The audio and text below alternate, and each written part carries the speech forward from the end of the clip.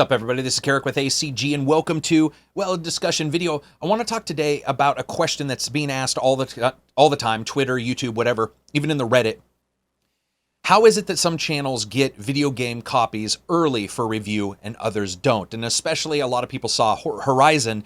Many people didn't get copies. Some really small channels did. Some larger channels didn't, including myself. But there's some fairly big channels that didn't get review copies, and people are wondering why. So I'm going to give you 3 reasons why it's possible and how some of these decisions are made. But I'm going to also tell you why I think this is fucking awesome. So the first thing, of course, is the size of the channel, which really does matter to a particular contingent within PR. They certainly do look at that. That's the reason why we got the Forbes and the Time version of the reviews, or even lately, we have a lot of websites that really have nothing to do with the entertainment spectrum at all, and they're doing video game reviews. And that's because entertainment is the largest, or video game entertainment is the largest form of entertainment right now when it comes to money spent and just absolute size. It's incredible. So it makes sense that somebody's going to be like, hey, we can get some hits if we do a review. And so a PR company looks at those. Now, that matters especially when it comes to a first impression kind of thing, when this is your first review. If you've done a couple reviews, then they do continue to look when it comes to size, not only at the size of the channel, but are those accurate representations of the game that you're talking about, because that can matter. And sometimes it's not, sometimes it is, but when it comes to size, it certainly is a particularly big deal to some contingents in PR. One of the reasons why is because of watch time that's pretty much natural that occurs when you have a larger subscriber base, because you're getting an email or a notification this person uploaded content, where in other ways you would have to search YouTube. So it makes sense that PR companies do look at that. Now, the opposite is also true though. And talking to PR companies, I can tell you some PR companies will be like, we picked out a couple smaller groups and a couple smaller smaller channels. Many reasons why, but some of those reasons are because they just have no real connection with them and want to see how they do when it comes to explaining their representation of their experience with the title. There are actually people in PR who search for those things and search for smaller companies and want to get a new voice. And I think that's great. I think that's exactly what should happen. So size, when it comes to the channel, does matter on both sides, but combined with the other things I'm going to talk about, there's sort of this unique situation that occurs that I think is why there's a lot of question marks. The next is one of the largest question marks, which is who you know. Now, the first thing I want to say is don't jump on your jets to E3 yet. Those have been lost leaders for me, especially when it comes to type networking or getting new games for review. In fact, I can be absolutely honest and say that I have got less games than I expected after going to those events for review. And if I had not gone, I would have not expected those games because I had talked to people at those events. One of the things you guys need to realize if you're a YouTuber or if you watch a YouTuber is, it doesn't matter if you're like me and you try to joke around a lot or whatever. You're not the only honest reviewer. You're not the only funny reviewer. You're not the only angry reviewer. You're not the only video game reviewer. You're not the only reviewer who covers sound, music, and voice. You may cover those things, but other people mention them. You may get angry a lot, but guess what? Some other people do. And this isn't about any particular channel, by the way. There's 5,000 millions of these, and I have some of those elements myself. This is a situation that we all have to deal with. So when you go and when you're talking to the PR, you're not the only one making them laugh, and you're not the only one passing them a business card. In fact, when I talk to PR, they're like, hey, it's great meeting people, but there's a lot of noise. I'm going to tell you how much noise there is. I saw a business card pile one time from a PR person. It was insane. And I can guarantee you there's no way that all of the information from those business cards was enough for them to remember half of the people they met at all. Just absolutely at all. Even with the typical business thing you always hear, it's like, hand them your business card, then email them a day later. Guess what? You just read something from the same fucking website 10 other people did. So 10 people are doing the exact same thing. So who you know matters. And here's how it also matters when it comes to sort of reaching out to people. I've reached out to companies and I said, hey man, here's the channel, here's what I do. I'd love to get a review copy. And they're like, oh, we're sorry, we don't have any. No problem. But then I found out on Twitter that a couple people who worked at the game or worked on the game, a couple people at the publisher were actually fans, and they were reacting to a tweet where I was saying, and it wasn't this recent game, it wasn't a recent game even, where I was saying, hey, I didn't get a copy. And I got a DM from somebody, a direct message, and somebody said, what do you mean? We have codes. And I'll be like, I don't know. The PR person said you had no codes. And they're like, yes, we have codes. Let me get you one. They got me one like literally 5 minutes later.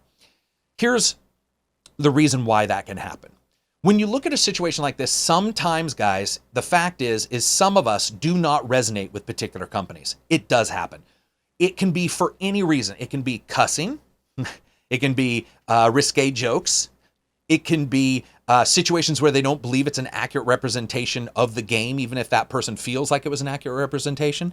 It doesn't even matter if that thought process is negative. I have not had a developer say, you reviewed this game poorly and here is your inaccuracy. In fact, the 2 times this has ever happened to me, in all the games I've reviewed, were positive reviews where they were like, what you just said, what do you mean this happened? And then we explain it, they're like, oh, I see. It appeared like this happened, blah, blah, blah, or whatever. And in the end, I still didn't agree with them, and they still didn't agree with me because we were talking about like dynamic systems. But what mattered is you can tell they were looking for accuracy, more so than even the end score. It's something I've pushed on this channel where it's like, yeah, the end score is great and everything, but as long as you guys understand how I got there, you can agree or disagree with what things bothered me and if they would bother you as much, you can make your own decision. So who you know is vital. You may not resonate with them, guys. You may not. And you may be a smaller channel, you may be a bigger channel watching this and going, I just emailed this guy, and guess what? Sometimes they won't like you. That's life. Sometimes people don't like each other. That's just the way it goes. And it does happen. You won't get every single game. And here's how I know, because even the big publishers don't get every single game, or even the big reviewers don't. We know that for a fact because we've actually seen some of the major websites say, I had to go get a retail copy of this because we didn't get a press version. So it does happen. Who you know is a big deal. Some of these smaller channels, somebody may come in and they may have a patron, or they may have a subscriber who's a big fan who also works at the company. And I can tell you, how I know that works is because it's worked for me. So it obviously, and it's worked for a couple other people we've had on the channel who've talked about it in podcasts. So that definitely does happen. Who you know can be pretty important. Doesn't mean that if you don't know anybody, you can't get review codes and stuff. I'm talking about these in combination with one another. So the next up is timing. And this is hilarious because I don't think a lot of people realize this, but timing when requesting is a big deal and we all mess it up. And we all mess it up. Trust me, guys, every single reviewer has a story about a publisher they contacted too early or too friggin' late. It happens every time. And the reason why is no one does it the same way. Some companies all email, they can announce a trailer and I'll email and be like, hey, I want to get on the review. Boom, you're on the review, you're on the press list, blah, blah, blah. Everything's fine. And it's not even a bigger company, by the way, because some of the bigger companies are the worst ones. And then another group I'll email and I'll be like, hey, you announced this game. And they'll be like, what are you fucking talking about? Wait until 2 weeks prior to the game's release. And we don't even have a review list yet. We don't even have a PR person handling this particular title. So both can happen. And that means that the timing can be off for any request from any entity. This is completely a vital thing for people to understand. And it does occur to every single reviewer out there or Let's Player out there. It absolutely occurs where you just are in the wrong lockstep. And it's also a situation where I think sometimes people don't realize that sometimes asking early can be an issue because as a game ramps up towards its creation of a review list, it's getting a lot more emails on the PR side. And of course, new emails are on the top, and scrolling through those, there's a chance that if your email is one of the first, maybe it's at the bottom and they just, won't think about scrolling all the way to the bottom. It depends on how each PR group handles giving out codes, how each publisher handles giving out codes, how each developer handles giving out codes. So it's very important to understand that timing can be off for everybody, and it's no guarantee if you're early, and it's no guarantee you won't get one if you're late. It's just the way it is. Now, why do I mention all these things? Well, I do want to say this. I think it's awesome. I think this is great. There's a reason why you guys see me bring on these other YouTubers, and you're going to see some pretty big YouTubers coming up here in the next couple of weeks. But there's a reason why you've got your Cosmic Engines, your Deans, your Dreamcast guys, Go Burns, Mr. Matty Plays, all of those guys. The reason why I bring them on is so that we can discuss titles, we can discuss games, and we can help one another understand the behind the scenes of everything. And one of the reasons why is because all of that accomplishes my main goal, which is giving an accurate representation of the title to the viewer, which is everybody else's that I talk to in that group as well. It's why I group together a particular type of group, people who are honest about their optimism or honest about their cynicism, and don't do it as an attack, but just do it as this is me and this is the way I feel about this particular game.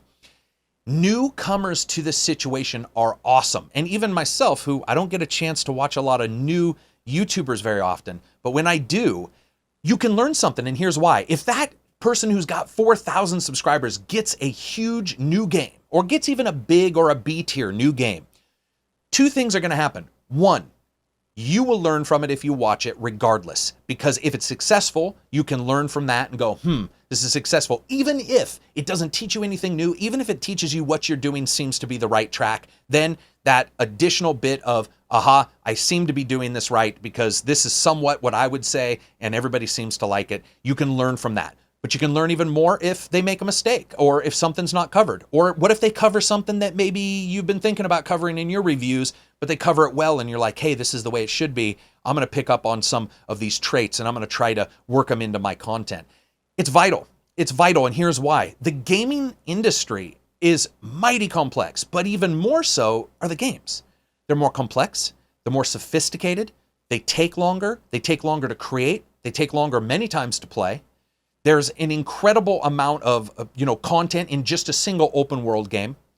And I think that in lockstep with the games increasing this complication and increasing their sophistication, that the people who are talking about them should do so as well. I think that that only makes sense. Otherwise, you're going to have the people going like, well, I remember the old days. Hey, I remember the old days, but I still have to move towards the new days. And if you're not continually refreshing and making sure that you're looking at things and on top and making sure you're not getting blinded by you, then over time, you can pick up some of those things and you can adjust your content and keep moving forward and keep creating good stuff. And so these new people get a chance to get some people looking at their channel. I mean, 4,000, 5,000 subs. I know people are like 400 who are like, man, they would do anything for one big game because they feel that they could do justice to it and do justice to covering a title in a unique way. And I think that's awesome. And you know why? Because if somebody's really good, I got to step up my game, right? I got to step up my game. If they're able to deliver a really good, honest opinion of the title that's accurate, and I can look at it and go, man, that makes total sense. Doesn't matter if I agree or disagree with their end result, but it matters on the information that they gave, the information contained therein. Man, that's awesome to me. That's absolutely awesome. I've learned stuff from every YouTuber I've had on the channel. Every single one, somebody has taught me something new. And every review I've watched from somebody, whether they're good or bad, I have learned something from that too. So the more times this happens, I personally think the better. Additionally, I want to add this. They can't fucking steal a code from you. This happens so many times. There's a difference between a YouTuber going, oh man, I wish I got a code, or a Twitch person saying, I wish I got a code, to them saying, it was stolen. It's not yours. It can't be stolen. And for me, I buy them anyway. But regardless of that, anybody else, it can't be stolen. You can't steal a code from somebody. So if a channel that's got one fucking subscriber gets the biggest game in the world, gets Metal Gear Solid 6, the sixening, I can tell you right now, they didn't steal your code, because either the company can create more or the company just didn't give you that code. They gave them the code. So technically, the only way for it to be yours would for you to actually have it and successfully have them generate it. So it's impossible. Like there's no way for them to steal it. It's theirs. It's not yours. It can't happen. So knock it off. If you hear somebody say, oh, I can't believe this one instead of this one, you know what, guys, that's just not usually how it happens. Sure, there's the occasional time where it does and somebody's going to bring it up because they want to prove a point, whatever. But in the long run, the people I talk to, the developers, the publishers, and the PR people, that's just not what happens. You're not stealing a code from another person. So anyway, that's it for me. I hope you liked the video. If you did, give it a thumbs up. If you didn't, give it a thumbs down. Peace out, and enjoy the rest of your week.